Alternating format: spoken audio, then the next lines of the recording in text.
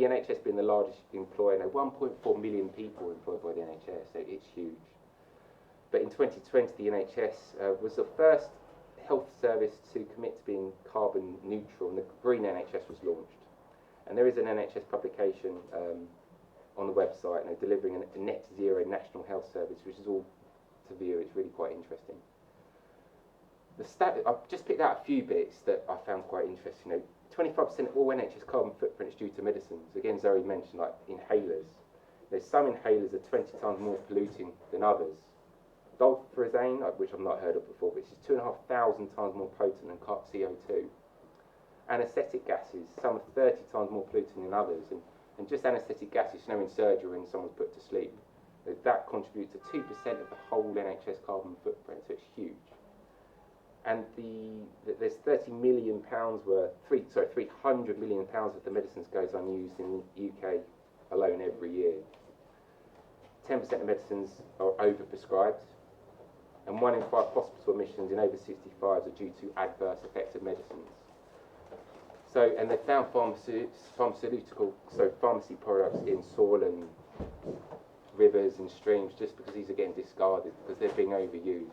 This needs a whole systems approach. Cultural changes, so people don't hoard medicines, but also a change in practical, so not over-prescribing. Travel's an obvious one. 3.5% of all road travel is due to the NHS. Patient travel, staff commuting, business travel. There's lots of solutions that are in place. More preventative healthcare. So physiotherapy is looking to get people fitter and stronger, so they don't need to have surgeries. They don't need more carbon-intensive treatments. We know if we can get people more empowered, more invested in their own healthcare, we can reduce the need for ongoing referrals and ongoing treatments and investigations. We know how important it is to see the right person at the right time. If you can see the right person here without going on this big patient journey, we know we can reduce referrals for imaging like x-rays and MRI scans when they're not necessary. We know we can see people locally without referring to hospital for appointments. We know we can reduce prescribing. So it's all about seeing the right person earlier on in that pathway, which is the sort of service we're trying to create really upstairs.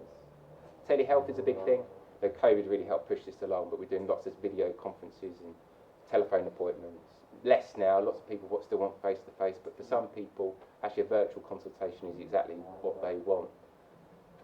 And flexible home working, I work 1 or 2 days a week at home. It works for me. I've got all my access to all the systems the same, but then also it's important to come in and have face-to-face contact with your staff and with patients, so there's much more flexible working. Procurement is a big one. Procurement is buying stuff, buying resources and equipment, hugely complex in the NHS.